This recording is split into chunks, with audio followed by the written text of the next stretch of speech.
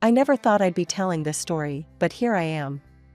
My name's Charlotte, and I was born into what you'd call an ordinary family. But when I was 2, everything changed. My dad died, leaving my mom a widow with a toddler. Mom didn't stay single for long. She married this guy, a big-shot entrepreneur with his own construction company. From the get-go, it was clear Mom was head over heels for Steve.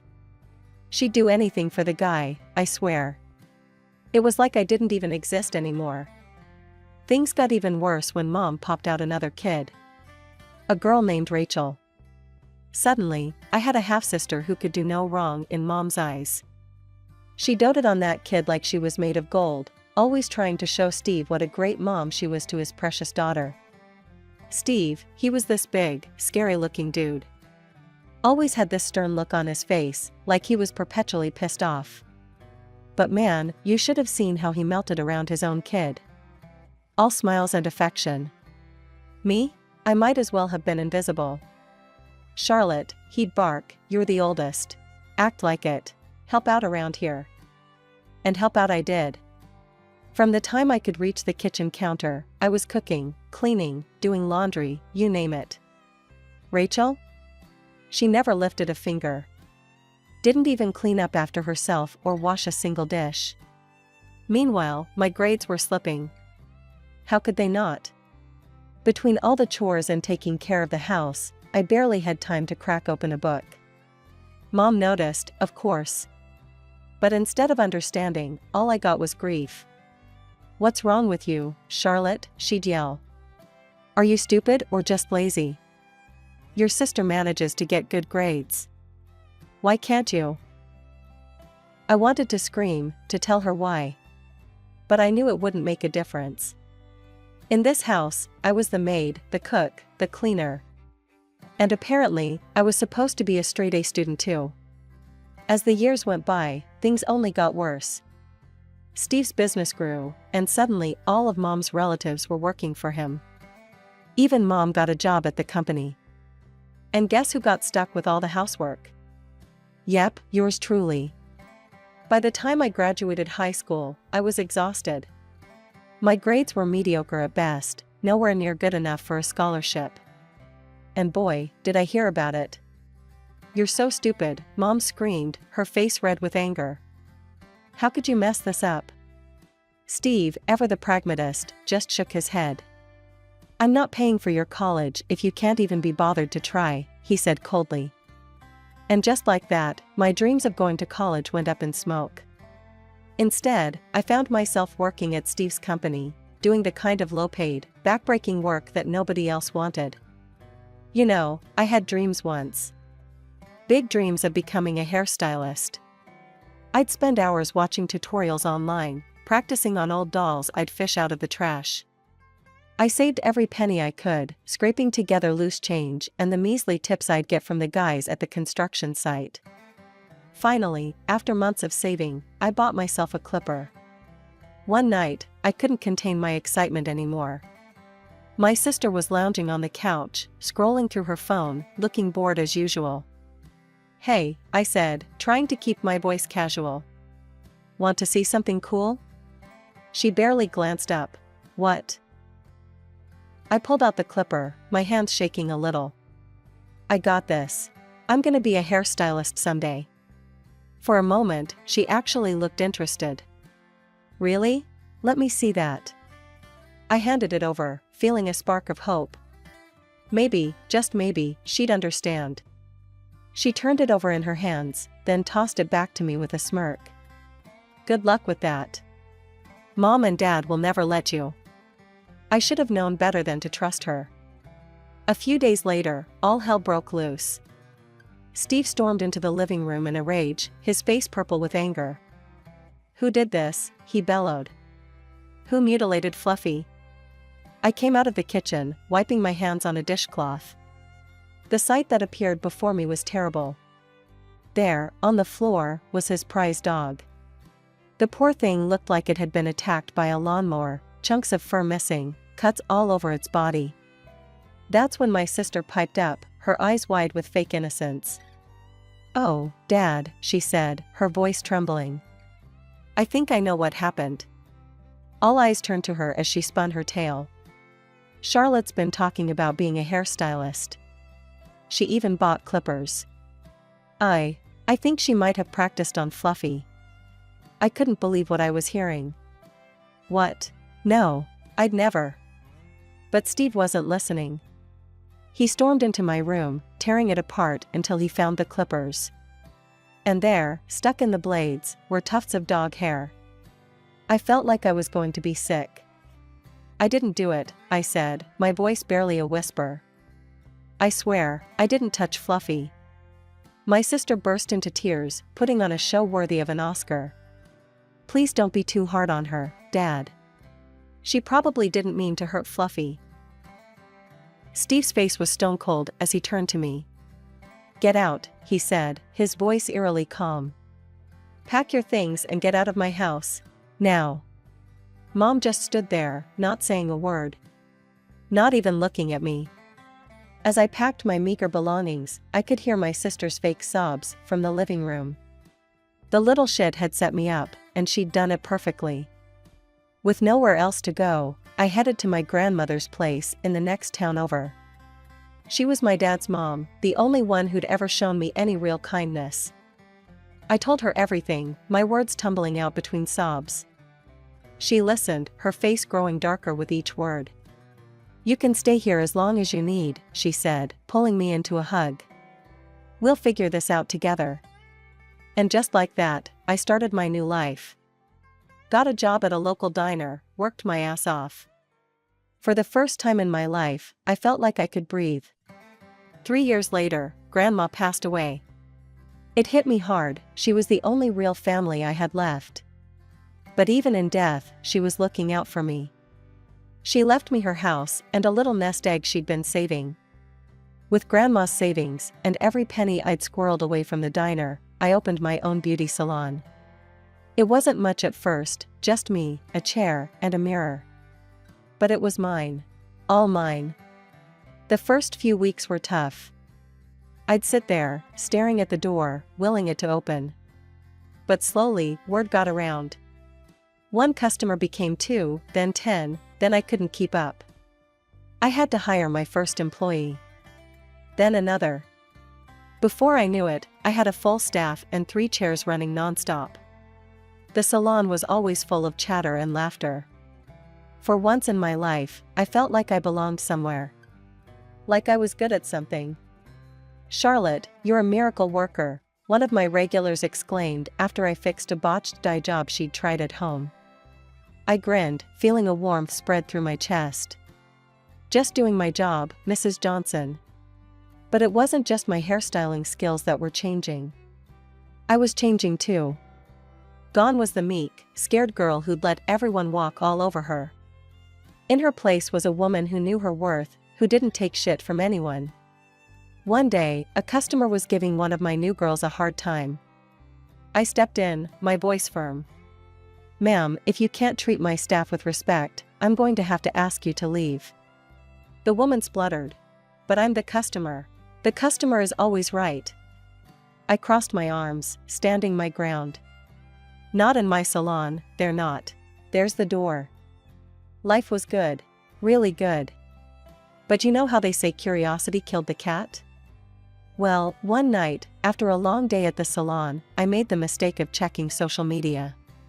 There she was, my sister. All smiles in front of some fancy college, caption boasting about her business and management program. And the comments? Full of praise from Mom, Steve, and all the relatives who'd turned their backs on me. So proud of our little genius. Following in her father's footsteps. Can't wait to see you take over the company. I scrolled further. Vacation pics from all over the world. A shiny new car, graduation gift from the best parents ever. My stomach churned. Just as I was about to close the app, a new post popped up. Mom and Steve, all decked out in Hawaiian shirts and leis. Celebrating our brilliant daughter taking over the company. Time for a well-deserved break. Part of me wanted to be angry. To scream and rage at the unfairness of it all. But as I looked around my salon, at the life I'd built for myself, I realized something. I didn't need their approval anymore. I didn't need their love or their support. I had made it on my own, against all odds. Life has a way of throwing curveballs when you least expect it. One lazy Sunday afternoon, my phone rang. It was my Aunt Sarah, the only member of my family I still kept in touch with. "Charlotte, you're not gonna believe this," she said, barely containing her laughter. "Your sister? Turns out she's not so perfect after all." Over the next few minutes, Aunt Sarah filled me in on the family gossip. Apparently, while Steve and Mom were sipping Mai Tais in Hawaii, my sister had been running the company, right into the ground. "Made some real boneheaded moves," Aunt Sarah said. "Steve came back early, mad as a hornet. Told her he'd wasted his money on her fancy education." We chatted a bit more before hanging up. I went about my day, pushing thoughts of my family to the back of my mind. But life wasn't done with its surprises. A few weeks later, there was a knock at my door. I wasn't expecting anyone, so I approached cautiously. When I opened it, I nearly fell over in shock. There stood my sister, mascara running down her face, a suitcase at her feet. "Charlotte," she sobbed, throwing herself at me. "Dad kicked me out. He disowned me, took away my apartment. I'm homeless." For a moment, I felt a pang of pity. Then I remembered all the years of torment, all the manipulation. I gently, but firmly, pushed her away. "What do you want, Rachel?" I asked, my voice flat. She looked up at me, eyes wide and pleading. "Can I stay with you? Please? I need help, a job. I could be the director of your salon." I almost laughed out loud. "Director? You've got to be kidding me." "But I have a business degree," she wailed. "I'm qualified." I took a deep breath, steeling myself. "Look, I need a secretary. Someone to work the front desk, book appointments. That's all I can offer." Rachel's face changed in an instant. The tears dried up, replaced by a look of indignation. "A secretary? You're supposed to help me. Give me a real job, let me live with you." I'd had enough. Years of pent-up anger and resentment came bubbling to the surface. "No," I said, my voice cold and firm. "I don't owe you anything. There's a cheap hostel down the street. Good luck." Rachel stared at me, mouth agape. Clearly, she hadn't expected this. Without another word, I closed the door in her face. Through the window, I watched as she stomped down the driveway, her theatrical sobs replaced by a scowl of pure rage. She threw her suitcase into the back of a shiny car, the same one I'd seen in her social media posts. A few days after Rachel's dramatic exit, I got a call from an old friend who still had connections to my family. The conversation also turned to Rachel. "Charlotte, your sister wasn't kicked out at all," she said. "She's throwing a tantrum because your dad scolded her for messing up at work." I gripped the phone tighter. "You're kidding me." "Nope. She thought she'd teach him a lesson by running away. Figured she'd crash at your place, mooch some money, then go back home when she's made her point." After hanging up, I felt a mix of anger and relief. Anger at Rachel's audacity, but relief that I'd seen through her act. The old me would have fallen for it hook, line, and sinker. Just when I thought things had settled, my phone rang again. This time, it was Mom. "Charlotte," she said, her voice cold and disapproving. "How could you turn your sister away like that? You should give her a job as a manager, not some lowly secretary position." I nearly choked. "Manager? Are you serious?" "Of course I am," Mom snapped. "She has an expensive education. She's taken management courses. She's much smarter than you, Charlotte." That was it. The last straw. Years of pent-up resentment came pouring out. If she's so smart, I spat, then why did she screw up Dad's company so badly? There was a pause on the other end of the line. When Mom spoke again, her voice was icy. "Your sister just needs to learn. The director position at your salon would be perfect for her to practice. It's not like your little haircutting business would be a great loss if she makes a few mistakes. I saw red. My little haircutting business? Do you have any idea what I built here? No, of course you don't. You never cared about what I did. Charlotte. But I was on a roll. No, you listened to me for once. Do you know what it was like growing up in that house? Being treated like a servant? Being kicked out with nowhere to go? Do you even care? I ranted for what felt like hours, letting out every hurt, every slight, every moment of neglect I'd suffered. Mom stayed silent throughout. When I finally ran out of steam, I felt drained but somehow lighter. For a moment, I thought maybe, just maybe, she'd understood. Then she spoke.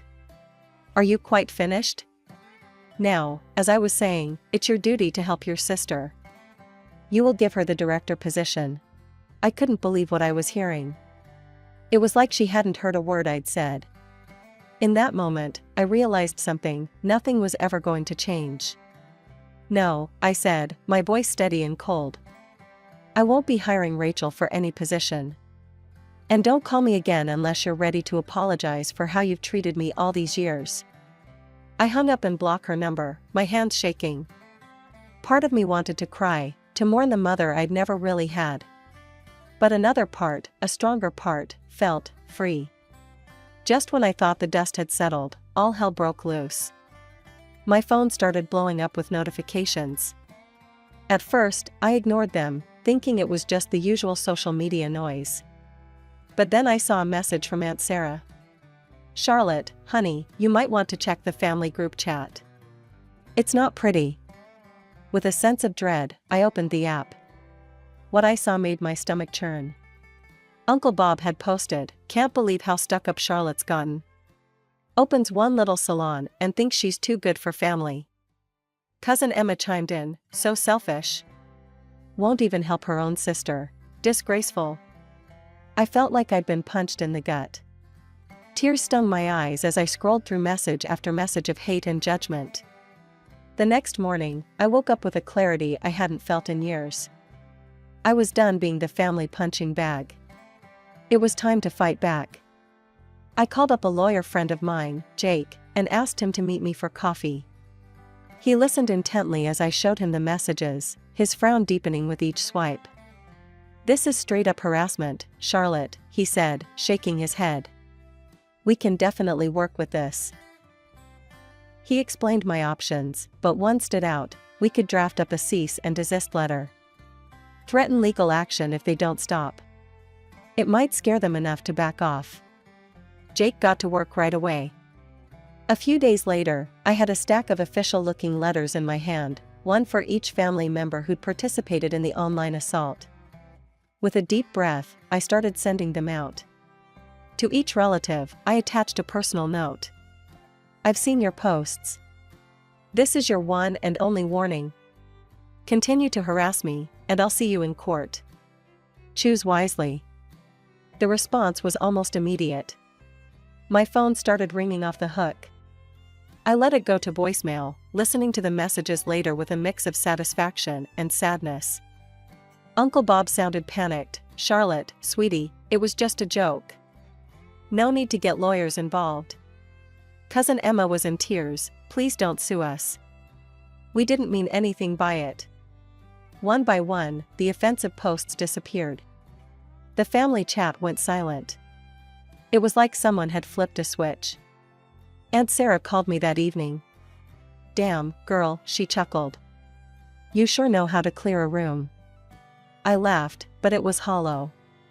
I didn't want it to come to this, Aunt Sarah. But I couldn't let them keep treating me like that.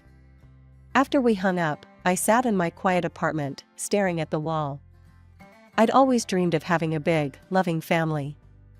Now, it felt like I'd burned the last bridge connecting me to that dream. But as I looked around at the life I'd built for myself, my thriving salon, my comfortable home, my true friends, I realized something. Family isn't always about blood. Sometimes, it's about the people who stand by you, who support you no matter what. I might have lost the family I was born into, but I'd gained something far more valuable: self-respect. My birthday. For once, I was actually looking forward to it. No family drama, just a nice evening with my friends and salon staff. People who actually cared about me. I was putting the finishing touches on my makeup when my phone rang. It was Jess, my head stylist. "Charlotte, you need to get down here. It's your sister. She's here, and God, Charlotte, it's bad. Just hurry." I broke every speed limit getting to the salon. The place looked like a war zone. Shattered mirrors, overturned styling chairs, hair products splattered everywhere. And in the middle of it all, being restrained by 2 cops, was Rachel. "You bastard," she screamed when she saw me. "This is all your fault." I ignored her, turning to Jess. "What the hell happened?" Jess looked shell-shocked. She just burst in, drunk off her ass. Started throwing things, screaming about how you ruined her life. We tried to stop her, but I surveyed the damage, my heart sinking. This would cost thousands to fix. One of the officers approached me. "Ma'am, we're taking her down to the station. Will you be pressing charges?" Before I could answer, my phone rang. "Mom." Because of course it was. "Don't you dare press charges, Charlotte," she hissed without so much as a hello. "Tell them it was a birthday prank gone wrong." I couldn't help it. I laughed. A hollow, bitter laugh that made everyone around me take a step back. "A birthday prank? That's rich, Mom. You know, it's funny. You didn't remember my birthday until you needed an excuse for Rachel's behavior." There was a long pause on the other end of the line. "Look," I continued, my voice tight with anger, "your precious Rachel just destroyed my business. She's going to jail, and I'm going to make damn sure she pays for every cent of damage." I hung up and turned to the officer.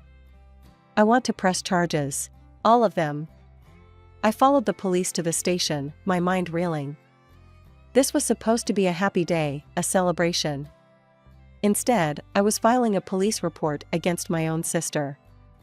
As I sat in the cold, sterile interview room, giving my statement to a bored-looking detective, I couldn't help but think about how we'd gotten here. How had things gone so wrong? When I finally got home, hours later, I found my friends and staff waiting for me. They'd cleaned up the salon as best they could and brought the party to my place. As I looked around at these people, my chosen family, I felt a lump in my throat. "Thanks, guys," I managed to choke out. This means a lot." We raised our glasses in a toast. "To Charlotte," Jess said. "The toughest boss and best friend we could ask for." The court case dragged on for months. Every day was a new battle, a new low in family drama. But I stood my ground.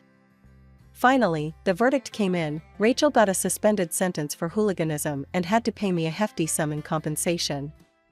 I thought I'd feel victorious. Instead, I just felt tired. The day after the sentencing, I got a call from Steve. "You happy now?" he growled. "You've torn this family apart. As far as I'm concerned, you're dead to us." The line went dead. I stared at the phone, waiting for the pain to hit. But all I felt was relief. Mom didn't even bother to call. She sent a text, "I hope you're satisfied with what you've done. Don't contact us again." I showed the messages to Aunt Sarah over coffee the next day. She shook her head, disgusted. "You're better off without them, honey," she said, squeezing my hand. "You've got me. And you've got yourself. That's all you need." She was right. I threw myself into my work, channeling all my energy into expanding my business. One salon became 2, then 3. Before I knew it, I was running a small empire of beauty salons across the city. Years passed. I was happier than I'd ever been, surrounded by people who genuinely cared about me.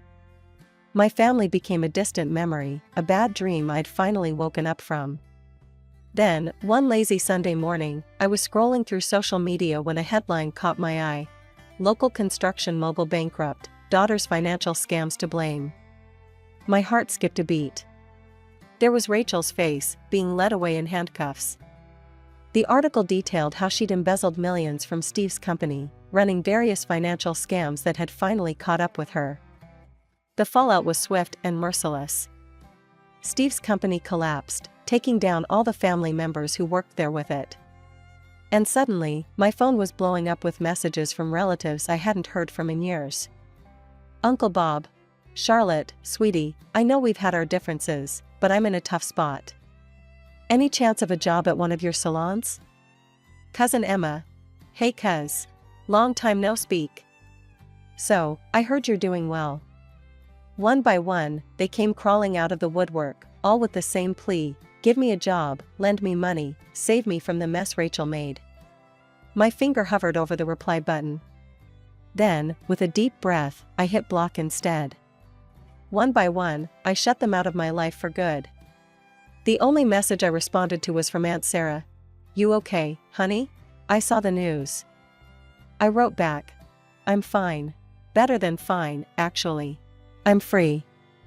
That night, I stood on the balcony of my penthouse apartment, overlooking the city where my salons now thrived. I thought about the long, hard road that had brought me here. The pain, the struggles, the moments of doubt. But I also thought about the strength I'd found, the true friends I'd made, the success I'd built with my own two hands.